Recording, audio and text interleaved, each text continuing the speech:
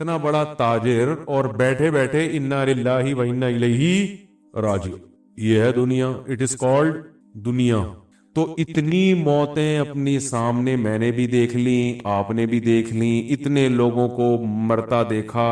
اور موت ایسی ظالم چیز ہے, وہ یہ نہیں دیکھتی کہ آپ کی بچی کی ابھی شادی ہونے والی ہے, آپ ابھی پہلی یا دوسری کی تیاری کر رہے تھے, آپ کی ابھی ایک جاب لگی ہے, تنخواہ کا پہلا دن ہے آپ کا بیٹا ابھی جوان ہوا ہے, یا یہ کہ آپ کے ابا کو آپ کی ابھی ضرورت ہے, یا معاشرے کو آپ کی ابھی ضرورت ہے.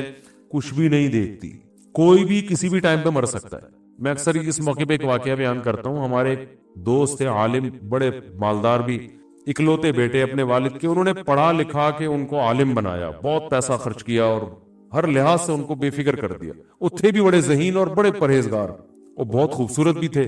ساری چیزیں جمع ہو جائیں, دین کی خدمت کا جذبہ بھی, دین کا مضبوط علم بھی, خاندانی اعتبار سے بھی, اور ینگ بالکل. تو ہمارا جب ہم طالب علم تھے, ہم نے کہا یار اللہ ان سے بہت کام لے گا, یہ بہت کچھ بڑے بنیں گے یہ. تو ہائی روف میں کہیں جا رہے ہیں پیچھے بیٹھے ہوئے, تو کچھ اوباش قسم کے لڑکے کراچی میں, وہ ریوو یا ویگو ٹائپ کی کوئی گاڑی تھی بڑی, اس میں غلط اوورٹیک کیا ان لڑکوں نے اور ہٹ کیا. آن دا اسپاٹ ان کی ڈیتھ ہو گئی. اچھا, ایک رات پہلے میرے سے گپ شپ ہوئی, بہت اچھی گپ شپ ہو رہی ہے ہماری, اور گپ شپ بھی کیا ہو رہی ہے, بہت معذرت کے ساتھ, میں ان کو دوسری شادی کی ترغیب دے رہا تھا. میں نے کہا آپ کے پاس اتنا پیسہ ہے, آپ خوبصورت بھی ہیں ماشاءاللہ, علم بھی آپ کے پاس بہت ہے, تو آپ کو چاہیے کسی بیوہ سے دوسری شادی کر لیں. بیوہ سے میں ترغیب دے رہا تھا ان کو. انہوں نے کہا یار میری گھر والی راضی نہیں ہے, میری وائف میری پھڈے کر رہی ہے, میں نے بات چلائی ہے, ایک دن پہلے بھی ہوئی تھی نا, تو بات چلائی ہے, بڑا مسئلے ہو گئے, یہ نہیں ہو سکتا, اٹ ازنٹ پاسبل وغیرہ وغیرہ. آج کل نہیں. میں نے کہا بھائی دیکھو, میں نے ان کو یہ سمجھانے کی کوشش کی کہ آپ اگر مر جاتے ہیں تو آپ کی بیگم بیوہ ہو جائے گی, وہ ساری زندگی بیٹھی رہے گی پھر ایسے ہی. تو اس چیز کو معاشرے میں پروموٹ کریں. میں نے کہا آپ بھی مر سکتے ہیں, میں بھی مر سکتا ہوں, کوئی اور بھی مر سکتا ہے, تو جو حالات دوسری عورتوں کے وہ ان کے ساتھ ہو جائیں گے. تو آپ ایک اس کی بنیاد رکھ لیں, تاکہ اللہ نہ کرے آپ مرتے ہیں تو کوئی آپ کی بیوہ سے کر لے, آپ کے بچوں کو کوئی سرپرست مل جائے گا. 2-3 بچے تھے ان کے, کوئی سرپرست مل جائے گا آپ کے بچوں کو, کوئی جو ہے وہ. اور ظاہر ہے کہ خاندان میں ہی کرتا ہے نا, یعنی خاندان والے کریں تو ٹھیک ہے, غیروں میں تھوڑی بچے جا سکتے ہیں. تو میں نے کہا ہمت کریں, بہت ہمت دلائی ہے جی, میں نے گھنٹہ لگا دیا ہوگا ان کے اوپر. پھر آخر میں کہنے لگے اس زمانے میں عدل بہت مشکل ہے, برابری نہیں ہو سکتی. میں نے کہا آپ کو اللہ نے پیسہ بھی دیا, آپ متقی بھی ماشاءاللہ ہماری رائے میں, اور لوگ بھی کہتے ہیں آپ پرہیزگار آدمی ہیں. آپ کے جو پورے خاندان سے دین کے معاملے میں ٹکر لینے کے واقعات بھی مجھے معلوم ہیں. ان کے بڑے واقعات تھے کہ ایک دفعہ ان کو کہیں شبہ ہو گیا کہ میرے والد کی جو کمائی ہے اس میں کچھ شبہ ہے, تو وہ گھر سے بائیکاٹ کر لیا انہوں نے کہ میں نہیں کھاؤں گا. پھر وہ پتا چلا نہیں ایسا نہیں ہے. میں نے کہا آپ نے کئی موقع پہ دین کے معاملے میں پورے خاندان سے ٹکر بھی لیا ہے, تو اس کا مطلب آپ میں حوصلہ بھی ہے. اس کے باوجود بھی اگر آپ عدل نہیں کر سکتے, تو پھر میں نے کہا یہ قرآن سے 4 شادیوں والی آیتیں نکال دیں, یہ ایسے ہی اللہ نے نازل کر دی ہیں, دنیا میں کوئی بھی عدل کر ہی نہیں سکتے. تو اللہ نے بس جنرل نالج کے لیے بتا دیا کہ 2 بھی کر سکتے ہو مجبوری میں, لیکن پریکٹیکلی یہ ممکن نہیں ہے. تو ویسے ہی آ گئی. میں نے ان کو سمجھانے کے لیے, ہنسنے لگے, مانے پھر بھی نہیں. میں نے دیکھا ہے کہ جب میں دلائل کے انبار لگاتا ہوں لوگ ہنستے ہیں, مجھے پتا ہوتا ہے مانیں گے پھر بھی نہیں, بس ہنستے ہیں مسکراتے ہیں, آپ ویل ڈن, زبردست دلائل آپ کے, السلام علیکم, جا رہا ہوں. ایسا ہی ہوا. اگلے دن 12 بجے مجھے خبر آئی کہ ان کے ایکسیڈنٹ میں انتقال ہو گیا. اف, مجھ پہ بڑی قیامت گزری. ان کے گھر والوں کا ہمارے گھر والوں کے پاس فون آیا کہ وہ رات آئے تھے اور کہنے لگے کہ میں بھی ایک کرنا چاہتا ہوں, کسی بیوہ سے کر لوں گا. تو ظاہر ہے خواتین تو اس پہ رد عمل کرتی ہیں, جو ایک نیچرل ہے بالکل. کہہ رہی میں نے اتنا ری ایکشن کیا کہ صبح جانے سے پہلے انہوں نے کہا کہ بے فکر رہو, میرا ارادہ نہیں ہے, خام خواہ میں ٹینشن نہ لو. اچھا, میں نے اب بات چل پڑی ہے تو ایسی اپنی نجی باتیں کرنی نہیں چاہیے, لیکن جب چل پڑی ہے تو بس اللہ کی طرف سے ہو گیا, یہ میرا کوئی ارادہ نہیں تھا ایسی باتیں. تو میں نے اس وقت تازہ دوسری کی ہوئی تھی اور بہت موسٹ وانٹڈ بنا ہوا تھا میں, کہ جہاں ملے کوٹو اس کو پکڑ کے. میں ٹھیک ٹھاک ٹینشن میں تھا ان دنوں میں. تو ان کے گھر والوں نے ہمارے گھر والوں کو فون کیا کہ آپ کو جو غم پہنچا ہے نا کہ آپ کے میاں نے دوسری کی ہے, وہ میرے غم سے بہت کم ہے. آپ کے بچوں کے پاس باپ بھی ہے, آپ کی ایک سوگن آئی ہے. بس مجھے جو غم پہنچا ہے, میرے میاں رات کو بات کر کے گئے ہیں اور پھر ایگریمنٹ کیا نہیں کروں گا, تو میں تو سرے سے میاں سے ہی محروم ہو گئی. میرے ذہن میں یہ بات آئی کہ یہ اتفاقی واقعہ نہیں ہے, یہ کوئی اتفاقی حادثہ نہیں, اللہ کی طرف سے مصلحت تھی اس میں. اور میں بیان بھی اسی وجہ سے کر رہا ہوں کہ مجھے اس میں بڑا سبق ملا. تو یہ واقعہ بھی ہے تقریباً 15 سال پرانا جو میں بیان کر رہا ہوں, 15 سال پرانا واقعہ ہے. تو وہی ہوا, 12 بجے دن میں کال آئی کہ ان کا انتقال ہو گیا. گھر والے بیوہ, ان کی وائف بیوہ ہو گئی, بچے یتیم ہو گئے. وہی پھر سب کو پتا ہے ہمارے معاشرے میں دوبارہ شادی آسان کام بولو بھائی نہیں ہے. وہ ہوتی بھی ہے تو اس جیسا تو نہیں ملتا, دوسری کر رہے ہوتے ہیں. ہم جیسے جن کو لوگ ویسے ہی کہتے ہیں یہ ٹریک سے ہٹے ہوئے لوگ ہیں, یا وہ بہت ہی کوئی مکھنچو ٹائپ کے لوگ ہوتے ہیں, وہ کر رہے ہوتے ہیں. کوئی شریف آدمی ابھی تک مجھے بہت کم لوگ نظر آئے ہیں. کم میں اس لیے کہہ رہا ہوں کہ 2-3 ہیں, وہ کہیں گے یار ہمیں شرافت سے نکال دیا آپ نے. تو کوئی سمجھدار آدمی, کوئی عزت دار لوگ, کوئی وہ نہیں تیار ہوتے اس کام کے لیے. تو میں کہتا ہوں یار بس یہ سوچ لیا کرو کہ بیوی میری بیوہ بھی ہو سکتی ہے, اور عورتیں بھی یہ سوچ لیا کریں کہ میں بیوہ بھی ہو سکتی ہوں. اللہ جیسے دوسری عورتوں سے اللہ نے میاں کو چھینا ہے تو میرے میاں کو بھی اللہ مجھ سے چھین سکتے ہیں. تو معاشرے کی ایک ضرورت ہے. خیر, یہ بات یہاں سے چلی تھی کہ جب ان کی انتقال کی خبر آئی نا, تو میں بہت پریشان ہوا کہ یار ان کے والد نے ان کو اتنا پڑھایا, آج پھل کھانے کا وقت تھا. آج وقت تھا بھئی تاجر اپنے ایک بیٹے کو وقف کر دے, اب وہ عالم بنے, اب ماشاءاللہ دین کی خدمت کا موقع ملا, اور اللہ نے وہ خدمت ہی نہیں لی, پہلے ہی موت ہو گئی.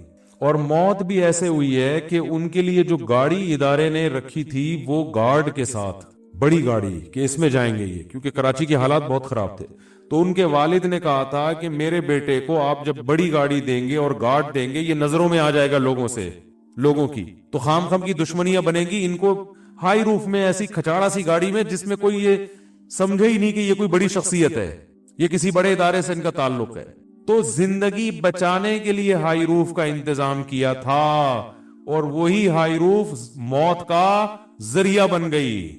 اس لیے ہم کہتے ہیں زندگی کے اسباب اختیار ضرور کرو, صحت کے اسباب ضرور اختیار کرو, لیکن ہوگا وہی جو چاہے گا اللہ. جو سبب ہے وہی موت کا ذریعہ بن جائے گا اگر اللہ چاہے گا. تو ان کو تو ہائی روف میں اس لیے بٹھایا تھا کہ تاکہ ہائی لائٹ نہ ہو, کراچی کے حالات خراب ہیں, لوگ یہ نہ سمجھیں کوئی بڑا آدمی جا رہا ہے, تو خام خام میں دہشت گرد نشانہ بناتے ہیں ایسے لوگوں کو. اور وہی ہائی روف, کیونکہ آگے بڑی گاڑی سے بڑی گاڑی ٹکرائے تو اتنا مسئلہ نہیں ہوتا. ہائی روف تو بیچاری ویگو کے سامنے کوئی حیثیت نہیں ہے نا اس کی. تو میں جو بات کرنا چاہ رہا تھا وہ یہ کہ میں بہت پریشان رہا کہ یار اس میں کیا حکمت ہے اللہ کی. اللہ کا تو کوئی کام حکمت سے خالی نہیں ہوتا نا. اس میں کیا حکمت ہے کہ اتنے اچھے آدمی اور اتنے ہر لحاظ سے اللہ نے ان کو نوازا. ابھی شادی بھی ہو سکتا کر لیتے بعد میں, وہ تو اس وقت انہوں نے انکار کر دیا. شروع میں تو سبھی کرتے ہی ہیں, بعد میں ایک دماغ میں ایک وائرس چلا جاتا ہے ان کے. میرے بیان جو بھی سنتا ہے نا, خواتین سے کہتا ہوں کہ ان کا کووڈ-19 کا ٹیسٹ کروایا کرو. ہمارا والا کووڈ-19, یہ شادی والا, یہ وائرس ایک دفعہ جو میرے پاس آ گیا یہ پھر نکلتا نہیں ہے. یہ جیسے کووڈ-19 شکلیں بدل کے آ رہا ہے نا, لندن میں کسی اور الگ ہی سٹائل میں آیا یہ, تو یہ شکلیں بدل کے آئے گا جب تک بندہ بوڑھا نہیں ہو جاتا. ہاں بوڑھا ہو جائے گا پھر وہ ایک بھی اس کو بری لگے گی, ایک کی باتیں بھی, یہ کیا شادی لگا کے رکھی ہے. جب تک جوان ہے اور میرا بیان سن رہا ہے, یہ وائرس یہ تو ہوتا ہے کہ ایکٹیو نہ رہے, لیکن ختم ہو جائے یہ نہیں ہوتا. تو کسی بھی وقت ایکٹیو ہو سکتا ہے. وہ کس وقت ہوتا ہے پھر وہ الگ ٹاپک ہے, وہ پھر موضوع ہٹ جائے گا. کہ وہ بعض دفعہ آپ کہہ رہے تھے نہیں یہ دوسری شادی بالکل مفتی صاحب غلط باتیں کرتے ہیں کیا ہے, لیکن زندگی کے کچھ مواقع ایسے آتے ہیں کہ آپ کو آئے گا یار اجازت ہے, ٹھیک ہے نا. کچھ ایسے موقع آ جاتے ہیں یار یہ بھی آپشن ہے, چاہے جتنا آپ انکار کریں. تو اب جب ان کی ڈیتھ ہو گئی میں پریشان, میں نے کہا اللہ اس میں تیری کیا حکمت ہے. تو مجھے جو جواب ذہن میں آیا نا, بہت بڑی حکمت یہ ہے کہ اللہ یہ بتانا چاہتا ہے کہ کوئی بھی کسی بھی ٹائم پہ مر سکتا ہے. بس یہی حکمت ہے.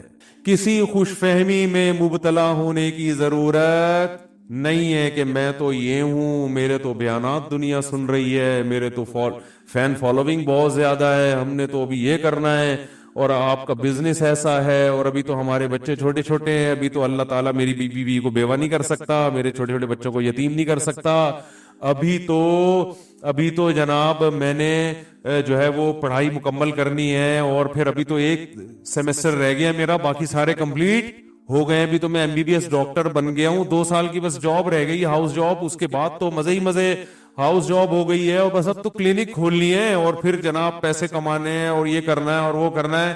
بھائی جان کوئی بھی کسی بھی ٹائم پہ مر سکتا ہے، ایسا اللہ کی طرف سے کوئی گارنٹی نہیں ہے، سمجھ رہے ہو، بلکہ اللہ دکھائے گا. اور یہ انگریزوں میں بھی ہوتا ہے جن کی صحتیں ہم سے اچھی ہیں. کل ایک ڈاکٹر صاحب سے بات ہو رہی تھی، یورپ میں ہوتے ہیں، انہوں نے کہا کہ گوروں کی یہاں صحت اتنی اچھی ہے لیکن حیران ہوتے ہیں کہ 27 سال جوان لڑکا جس کی خوراک بھی بہت ہی حساب و کتاب سے اور فزیکل فٹنس کا ٹرینر ہے، لوگوں کو گائیڈ کر رہا ہے، وہیں کی یونیورسٹی پڑھا ہوا، لیکن ایسی بیماری ہو جاتی ہے کہ ہم حیران ہوتے ہیں اس کو کیسے ہو گئی. بیماری کا کوئی سبب نہیں ہوتا لیکن آدمی موت کے منہ میں چلا جاتا ہے. تو وہ خود یہ کہہ رہے تھے کہ بس یہ اللہ کے کام ہے، سب کچھ سائنس نہیں ہے، سب کچھ اسباب نہیں ہے. تو میں نے ان کو ڈاکٹر صاحب کو بھی یہی کہا، میں نے کہا اللہ اصل میں یہ بتانا چاہتے ہیں کوئی بھی دنیا میں کسی بھی ٹائم پہ مر سکتا ہے. جو اللہ نے دعویٰ کیا نا مسافر خانہ ہے، متاع الغرور، دھوکے کا گھر ہے، تو اللہ کی بات غلط تھوڑی ہو سکتی ہے. اگر یہ دنیا ایسی اللہ بنا دے کہ آپ اپنی صحت کا بہت خیال رکھ رہے ہو تو آپ نے واقعی 90 سال ہی جینا ہے، سب کے ساتھ ایسا ہی ہونا شروع ہو جائے تو یہ دھوکے کا گھر تھوڑی ہوگی. دھوکا اسے کہتے ہیں کہ دکھاؤ کچھ اور دو کچھ اور. جیسے دکاندار بعض دفعہ آپ سبزی لینے جاؤ نا سبزی منڈی میں تو اوپر کی رو میں کینو بڑے خوبصورت سے رکھے ہوئے ہوتے ہیں، گھر میں لاؤ تو اندر پتہ نہیں کیا نکلتا ہے. اس کو کیا کہتے ہیں؟ دھوکا. تو اللہ نے بھی بار بار قرآن میں کہا ہے کہ متاع الغرور یہ دھوکے کا سامان ہے، دار الغرور ہے، دھوکے کا گھر ہے. تو دھوکے کا مطلب یہی ہے کہ دنیا جب آپ کو خوبصورت خواب دکھائے گی، آپ سمجھو گے یار ابھی یہ ہو جائے گا، ابھی یوں ہو جائے گا، ابھی ایسا ہو جائے گا، ابھی تو اڑو بچہ ہو جائے گا. پتہ چلے گا کہ جی سارے پلان آپ کے 2 سیکنڈ کے اندر ہاتھ میں مل جائیں گے. تو اس لیے عقل مند لوگ اس دنیا کے لیے کوشش کرتے ہیں، اس دنیا سے دل بولو نا، بولنے میں کیا ہے، آپ کو دماغ میں اتروانا چاہتا ہوں بھائی. یہ باتیں چاہیں تو ہم ایک سینٹنس میں مکمل کر سکتے ہیں. اگر میں یہاں بیان کے لیے بیٹھا ہوں، میں کو دیکھو دنیا مسافر خانہ ہے، بس بیان کمپلیٹ ہو گیا، آپ جائیں اپنے گھر، آیت کا حوالہ دے دیا ہم نے، ختم ہو گئی بات. تو یہ جو اتنی لمبی تقریر ہوتی ہے یہ تو ایک چھوٹی سی بات کو کھوپڑی میں بٹھانے کے لیے ہوتی ہے. ہمارے حضرت کے ہر روز بیان ہوتے تھے اور روزانہ بیان یہیں سے شروع ہوتا دنیا مسافر خانہ ہے اور ختم یہیں پہ ہوتا دنیا مسافر خانہ ہے بس. اب کوئی اگر ان کے بیان میں آتا کہتے یار یہ مفتی اعظم ہیں، حضرت مفتی تقی عثمانی صاحب کے استاذ ہیں، اتنا علم ہے، بیان دیکھو ان کا، دنیا مسافر خانے سے شروع کیا اور مسافر خانے پہ ختم. اور اپنے آپ کو کہتے بھی یہی تھے، واقعات سناتے تھے. کہتے ہیں میں جب سعودی عرب سے آتا ہوں تو میرے میزبان فون کر کے پوچھ رہے ہیں آپ کہاں ہیں، گھر پہنچ گئے؟ کہ نہیں میں گھر نہیں پہنچا، میں نے ناظم آباد میں ایک مسافر خانہ لے لیا ہے. ہوٹل ہوتے ہیں نا پہلے مسافر خانہ کہتے تھے، اب ذرا اس کو تھوڑا سا اچھے نام دے دیے گئے. آپ 5 اسٹار ہوٹل میں ٹھہرے ہو تو لوگوں کو یہ بتاؤ گے نا میں 5 اسٹار ہوٹل میں ٹھہروں، یہ تھوڑی بتاؤ گے مسافر خانے میں ہے تو وہ مسافر خانہ ہی، کیونکہ آپ اسی وجہ سے جو ٹھہرے ہو، ورنہ گھر جاتے ہیں نا آپ تو ٹریولنگ کے دوران آدمی ہوٹل کرائے پہ لیتا ہے، ٹھہر جاتا ہے اس میں. لیکن مسافر خانہ کہتے ہوئے آپ کو خود ڈر لگ رہا ہوتا ہے، آپ کہتے ہو 5 اسٹار ہوٹل میں ٹھہر. تو ہمارے حضرت اپنے گھر میں ٹھہر کے کیا کہہ رہے ہیں؟ مسافر خانے میں. تو حضرت فرماتے ہیں وہ میزبان نے مجھے فون کیا، آپ گھر پہنچ گئے؟ انہوں نے کہا مسافر خانے میں ہوں ناظم آباد کے. اس نے کہا پھر دوبارہ ایک دن بعد فون کیا، آپ پہنچ گئے؟ انہوں نے کہا میں گھر میں نہیں ہوں، میں مسافر خانہ ناظم آباد میں.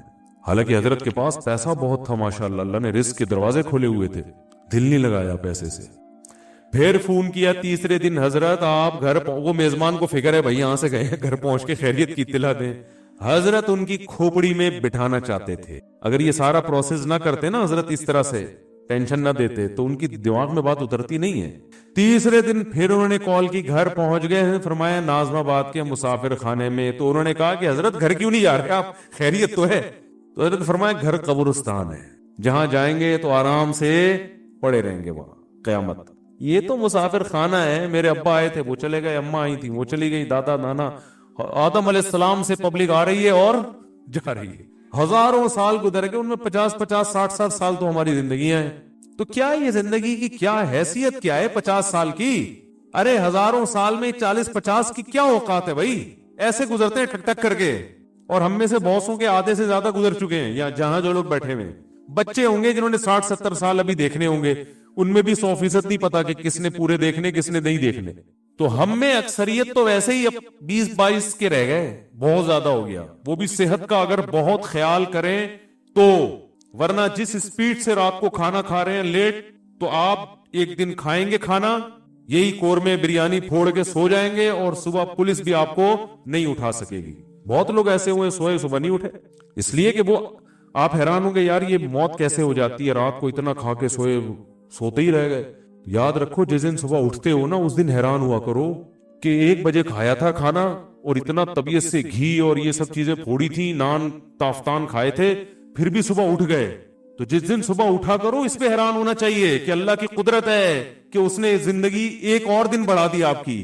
ورنہ ہم جو کھا پی کے رات کو 12-1 بجے دعوتوں میں پھوڑ رہے ہیں, اس کے بعد کولڈ ڈرنک وغیرہ پی کے اور طبیعت سے سوتے ہیں, تو اٹھنا بنتا نہیں ہے اٹھنا.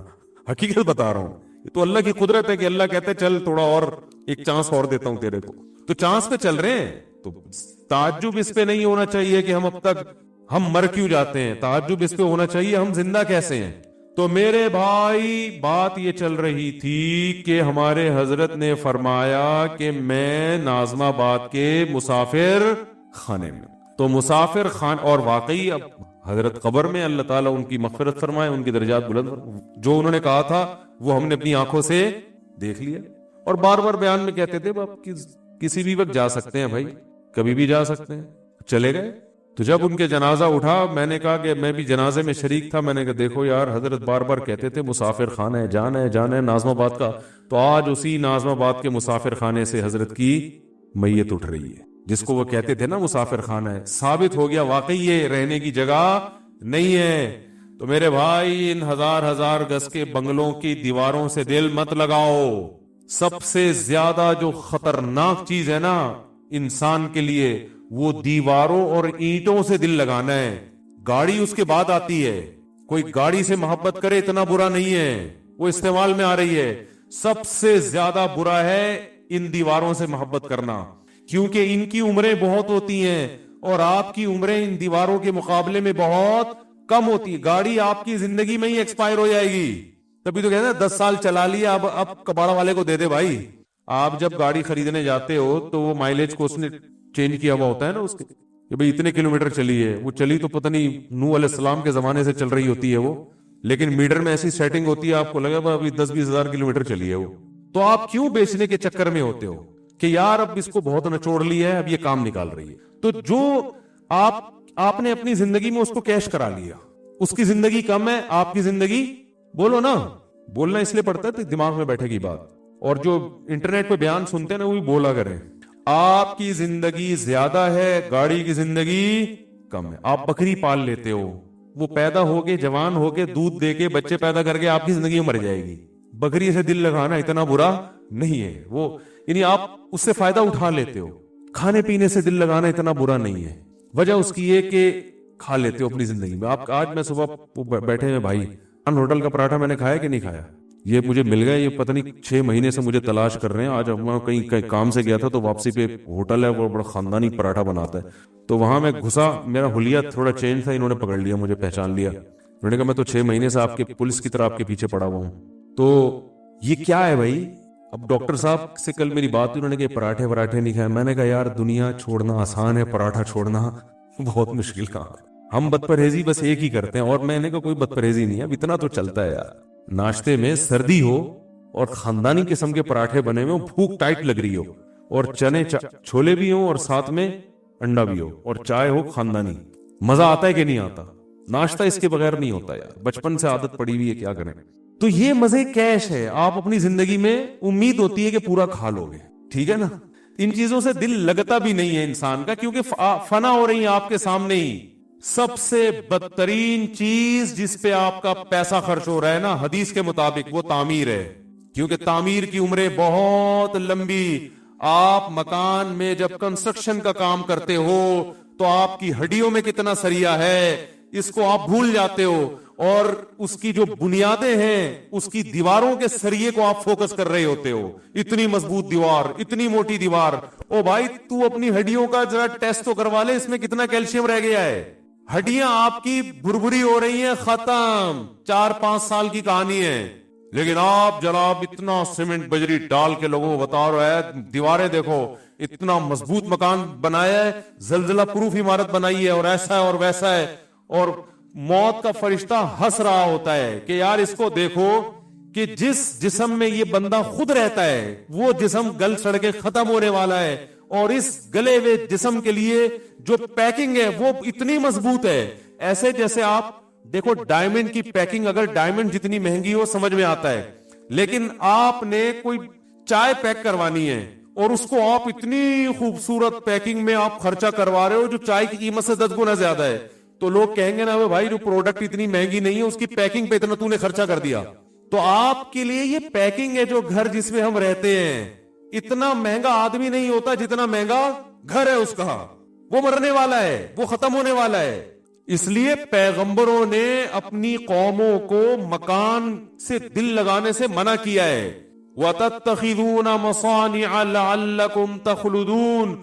हूद अलैहिस्सलाम ने अपनी कौम से कहा तुम घरों को ऐसे बनाते हो जैसे तुमने इसमें हमेशा रहना है। तुम्हें क्या हो गया? पहाड़ों को ना तराशते थे, चट्टानों को इतनी मेहनत करते थे। चट्टान को तराशना आसान काम है? तराश तराश के अंदर से पूरा पहाड़ के अंदर घर खड़ा कर देते थे। तो पैगंबर ने कहा भाई तुम अपनी हड्डियों को देखो, तुम्हारी उम्र इतनी थोड़ी है, इतनी मेहनत क्यों कर रहे हो? भाई 4 ईंटें लाओ, डालो छत, आराम से हंसी हुई जिंदगी गुजारो और निकलो, जनाजा उठेगा। चल भाई अब तुम्हारे बच्चे रहेंगे यहाँ पे। मुसाफिर खाना समझने के लिए मेरे भाई हम तैयार? बोलो नहीं। हर आदमी समझ रहा है मैं यहाँ आया हूं तो मैं जाऊंगा ही नहीं, यहां से मैं जाऊंगा ही नहीं। क्यों नहीं आएगा भाई तू? और याद रखो सेहत की वजह से कभी धोखे में ना हो। मैं अगर सेहतमंद हूं, आप अगर सेहतमंद हैं, हम समझते हैं फिटफाट हैं, 1 सेकंड लगता है बीमार होने में, और वजह डॉक्टर की भी समझ में नहीं आएगी। हुआ क्यों? डॉक्टर की अपनी बीमारी बाज़ दफा समझ में नहीं आ रही होती उसके। माइकल जैक्सन के मैं कई बार वाकया बयान किए। 50 साल का 2008-9 की बात है, हमारे 2 साहब बताते थे माइकल जैक्सन का बहुत बड़ा शो होने वाला है, करोड़ों में टिकट बिक गए, ये हो गया वो हो गया। मुफ्ती साहब बड़ी इज्जत दी, अगले दिन आके बताया साहब उसका इन्ना लिल्ला हो गया माइकल जैक्सन का। लड़कों ने मुझे बताया, तो मैंने कहा देखो, क्योंकि मेरे सामने तो पहले इतने वाकयात आ चुके थे, मैंने कहा भाई किसी भी टाइम पे किसी का भी इन्ना लिल्ला हो सकता है। अब लोग बातें बनाते रहेंगे, उसको जहर दिया, कोई कहेगा उसको वो खुद ही मरा है। भाई डॉक्टरों का एक पैनल उसके साथ 24 घंटे रहता था। माइकल जैक्सन कोई हमारी तरह नहीं है कि किसी के मुंह पे भी जाके छींक दो तो वो बस सॉरी करके निकल लो। माइकल जैक्सन के मुंह पे अगर आप छींक देते तो कत्ल का केस आप पे बनता कि इसकी छींकों से मरा है वो, जरासीम इसने ट्रांसफर की। लोग दस्ताने पहन के तो मुसाफे कर रहे हैं, हम तो कोविड-19 में लोगों एक दूसरे से गले मिल रहे हैं, छींक रहे एक दूसरे के मुंह पे। और माइकल जैक्सन जब कोई वबा भी नहीं फैली हुई, हाथों में ग्लव्स पहन के मुसाफा के अगले के जरासीम यहां मुंतकिल ना हो। खुराक होटल में पराठे वराठे नहीं खाते थे वो लोग, उनकी डाइट डॉक्टरों ने लिखा हुआ होता था, इतनी कैलोरीज आपने लेनी है, बस ले लिया। आज जितना आप उछले कूदे हो ना उस हिसाब से इतने पराठे बस। तो वो उछल कूद के हिसाब से उनके सारी डाइट का प्लान होता है कि आज आपने इतने ठुमके लगाने हैं, इतना उछलना है, इतना कूदना है, इतनी कलाबाजियां खानी है, उस हिसाब से ये। और जो कमी रह गई है तो ये कैप्सूल भी खा लें आप उसके साथ, इससे ज्यादा नहीं। एक एक चीज बड़ी तमीज से। लेकिन माइकल जैक्सन के साथ वही हुआ, रात को सोया है, सुबह पुलिस भी नहीं उठा सकी, उस अमेरिका नहीं उठा सका, इतनी बड़ी गवर्नमेंट। कामयाबी की जब इंतहा को एक शख्स पहुंच रहा है उस वक्त जवाल की पस्तियों में अल्लाह ने उसको धकेल दिया। क्या फायदा लोग उसको अच्छे अलकाब से याद करें या बुरे अलकाब से याद करें, उसकी सेहत पे कोई असर नहीं पड़ता। ये था वो था फलाना था, क्या हो गया, जो भी था ना अब तो नहीं है। तो इसलिए भाई अल्लाह बार बार कह रहे मताउल गुरूर है, मुसाफिर खाना है। घर में जब रहा करो ना, मुझसे एक साहब कहने लगे यार आपके इतने 3-4 घर हैं, आपका तो कोई घर ही नहीं है, ठिकाना ही नहीं है, क्या जिंदगी है यार। एक बंदे की एक ज़ौजा होती है, वहां आराम से ठिकाना होता है, घर है, ये आपका रूम है, ये बेडरूम है, ये गेस्ट रूम है, ये ऐसे तमीज से इंसान, ये क्या है यार, एक दिन उधर एक दिन उधर। मैंने कहा भाई अच्छा, इस पे मैंने चुटकुला भी सुना है लेकिन अभी मैं नहीं सुनाऊंगा वो। तो मैंने कहा कि भाई ये इसी में मुसाफिर खाना होना समझ में आता है कि घर वर नहीं होता, मुसलमान का कोई घर वर नहीं होता। एक दिन इधर है, दूसरे दिन उधर चले जाओ, तीसरे दिन उधर चले जाओ। अल्लाह ने मौका दिया तो चौथे दिन किसी और अल्लाह ताला वो दिन लेकर आए। तो क्या है इसमें भाई, यही घर है, घर वर क्या है भाई, जहां है वहीं घर है। क्या ख्याल है, फौजी लोग होते हैं ना, जहां भी बॉर्डर पे उनकी तश्कील होती है तो जहां होते हैं वहीं 4 बोरियां खड़ी करके घर बना लेते हैं। वो मोर्चा कहते हैं उसको, घर नहीं कहते, लेकिन वो भी घर ही है भाई। जहां जाओ फौजियों को सिखाया जाता है यार, जहां जाओ बोरी में रेत डालो, ठीक है ना, और ऐसे बना दो, बस बेहतरीन। धूप से भी बचाएगा, गर्मी से भी बचाएगा, और दुश्मन की फायरिंग से भी बचाएगा। तो ऐसे ही मेरे भाई آپ 100% پکے نمازی بن جاؤ, آپ حاجی بن جاؤ, آپ ساری شریعت پر عمل کر لو, لیکن جب تک دل سے دنیا کی محبت نہیں نکالو گے, اللہ آپ کو دیندار ماننے کے لیے تیار نہیں ہے. میں نے بڑے بڑے گیٹ اپ دیکھا ہے کہ بڑا اچھا گیٹ اپ, لیکن پیسوں کی محبت, گھر کی محبت, گاڑیوں کی محبت اور عزت کی محبت دلوں میں ایسے گھسائی ہوئی ہے. ہمارے ایک استاذ فرمایا کرتے تھے, دنیا کی محبت کے گٹر ابل رہے ہیں. بڑے پیارے الفاظ تھے ان کے, دنیا کی محبت کے چشمے نہیں کہیں گے نا اس کو, ایک تو اللہ کی محبت کے چشمے ابلتے ہیں نا, تو فرماتے تھے دنیا کی محبت کے گٹر ابل رہے ہیں. دنیا کی محبت تو ایک گند ہے, مسافر خانے سے دل لگانا ہے تو پاگل پنا ہے, بے وقوفی ہے. فنا ہونے والی چیزوں سے دل لگا رہا ہے. میرے بھائی نکالو اس کو. اور نکلتی کیسے ہے؟ اس کے بہت سارے طریقے نکالنے کے. سب سے بہتر طریقہ ہے پیسہ خرچ کرو اپنی ذات پر, اپنے گھر والوں پر, صدقات و خیرات. 5-5 ہزار کے نا کڑک کڑک نوٹوں کی گڑیاں, یار یہ لے یار, جا یار, کیا یار, کیا ہے, کیا رکھا ہے اس میں؟ کماؤ خرچ کرنے کی نیت سے, کیا رکھا ہے یار اس میں؟ مر جائیں گے, ختم ہو جائیں گے. اور زبان سے بھی یہی بولا کرو. آج جو چیز انسان زبان سے بولتا ہے وہ دل میں اترتی ہے. آج دنیا کی بڑائی زبان سے بولی جاتی ہے. جہاں بیٹھو, تیری جاب کتنی ہے, تیری تنخواہ کتنی ہے, تیرا گھر ہے ذاتی. مجھ سے لوگ پوچھتے ہیں آپ کا ذاتی گھر ہے؟ میں نے کہا نہیں, ذاتی گھر نہیں ہے یار. یہ تو اللہ کا شکر ہے, ہمارے حضرت نے ہماری تھوڑی بہت تربیت کر دی, انہوں نے تو پوری کی تھی, ہم پورے نہیں بن سکے, ورنہ ہم تو احساس کمتری میں مر جاتے بھائی. مجھے لوگ آگے کہتے رہتے ہیں ذاتی گھر نہیں ہے, ذاتی گھر نہیں ہے. میں کہتا ہوں میرے پاس پیسہ ہے الحمدللہ, بنا سکتا ہوں. اللہ نے اگر دماغ گھوما تو بنا بھی لیں گے, بہت زیادہ آ گیا تو. پہلے میں نے کہا پراٹھے پھوڑنے دو ہمیں, ٹھیک ہے نا, گاڑی اچھی رکھیں گے, بچوں پہ خرچ کریں گے. پھر اگر بچ گیا, اور اتنا بچا کہ صدقہ بھی ہو گیا, خیرات بھی ہو گیا, یہ بچ گیا تو چل یار ابھی مرتے مرتے چلو ایک پراپرٹی. پھر بھی میں نے کہا گھر بنانے کا دل نہیں کرتا, کوئی پراپرٹی چلو مر گئے تو بچوں کے کام آ جائے گی. وہ پھر گھر کی صورت میں بھی ہو سکتی ہے, پلاٹ کی صورت میں. میں نے کہا یہ غریبی ہے, یہ بہت بات کی چیز ہے, یہ تو کھانے دو یار. میں نے کہا تم نے کیا کر لیا گھر بنا کے؟ بادام کھاتے ہو؟ کہہ رہے نہیں, بادام کے تو پیسے ہی نہیں بچے, وہ سارا تو قسطوں میں جا رہا ہے. ہاں تھوڑا وہ آگے آگے آ جائیں, اوپر چلے جائیں بھائی, جو پیچھے لوگ کھڑے ہوئے اوپر جگہ ہے. تو ابھی پوری وہ چینج کر دی یار آپ نے ٹون ہماری. تو ٹائم ہوتا رہا یار, بیان ہے نا. تو کیا کہہ رہا تھا میں, اتنی خاندانی بات کر رہا تھا یار. تو وہ جو ہے نا, میں نے ان سے کہا بادام کھاتے ہو؟ انہوں نے کہا پیسے کہاں, جب آدمی گھر خریدے گا تو بادام کے پیسے کہاں بچیں گے. میں نے کہا پراٹھا ہضم ہو جاتا ہے؟ کہہ رہے پراٹھا تو ہضم نہیں ہوتا, قبض ہو جاتا ہے. میں نے کہا مزے میں تو ہم ہیں. صحیح ہے, اور کیا. میں نے کہا مزے تو ہمارے ہیں یار. میں نے کہا یہ ہماری چھت بھی ویسے ہی ہے جیسی آپ کی چھت ہے, کرائے کی ہے تو کیا ہوا, آپ نے بھی نکلنا ہے, ہم نے بھی یہاں سے نکلنا ہے. بھلے ہمارے پاس آپشن یہ ہے کہ ہمیں اگر مالک مکان نے نکال دیا تو پڑوس میں چلے جائیں گے, ٹھیک ہے نا, ادھر چلے جائیں گے. تو آپ کا, میں نے کہا آپ نے تو یہ فری میں ملا ہوتا تو بہت اچھا ہے. آپ نے جو انویسٹمنٹ کروڑوں کی لگا دی نا اس میں, اس کروڑوں میں بہت کچھ ہو سکتا تھا. ہاں زرداری جیسا آدمی خریدتا ہے جس کے لیے کروڑوں اربوں کی کوئی ویلیو نہیں ہے, وہ ٹھیک ہے. تو آپ کو بھی اللہ حلال پیسہ اتنا دے دے کہ آپ اتنا ہو جائے کہ آپ کا سارا باپ کے پاس کرنے دھرنے کے لیے بعض دفعہ بچتا نہیں ہے, تو 2-4 کروڑ ایسے ہی پڑے ہوئے ہیں, یار چل یار ذرا ادھر مکان لے لے یار. چل وہ کرایہ مالک مکان سے تھوڑی ٹھش پش لگی رہتی ہے, وہ موٹر کا وہ نہیں دے رہے ہوتے نا, تو یہ ٹینشن بھی چھوڑ جائے گی. کیا خیال ہے, موٹر کے پیسے نہیں دے رہے ہوتے, وہ یہ شارٹ کلپ بنا کے نا ان کو سنوا دیں گے خاص طور پہ. تو یہ سارے کام ہو گئے, سارے مسئلے وسلے لائف بھی ہو گئی. چلو یار اب 2-4 کروڑ ایسے ہی پڑے ہوئے, صدقہ بھی ہو گیا, آخرت کے لیے صدقہ جاریہ بھی ہو گیا, مدرسے میں بھی لگا دیا, یہ بھی 2-4 کروڑ پڑے ہوئے, چل یار اٹھا کے یار ایک چلو لے لو, چلتا ہے. تو کوئی ٹینشن لینے کی ضرورت نہیں ہے. مسافر خانہ ہے بھائی, W11 ہے, پائیدان پہ جاؤ, ڈرائیور کی سیٹ پہ بیٹھ کے سفر کرو, کوئی زیادہ فرق, وہ ڈرائیور بھی اتر جاتا ہے آگے اڈے پہ, آپ نے بھی اترنا ہے. اور بچوں کی بھی بہت زیادہ ٹینشن نہ لیا کرو, جیسے آپ بھی کسی کے بچے تھے, اللہ نے کھلا پلا کے بڑا کر دیا, آپ کے بچوں کو بھی اللہ کھلا پلا کے بڑا کر دے گا. اور بچے اپنی قسمت سے بنتے ہیں بھائی, جب بڑے ہو جائیں گے تو اچھے بنے برے بنے ان کی ہیڈیک ہے. آپ جب تک نابالغ ہیں ٹریننگ تربیت کرتے رہو, بڑے ہو کے سمجھدار ہیں, نیک بن گئے, اچھی بات ہے, خوش ہو جاؤ. نہیں بنے تو بھی ٹینشن نہ لو. نوح علیہ السلام سے زیادہ اپنے بچے کی کون تربیت کر سکتا ہے, وہ کافر نکلا.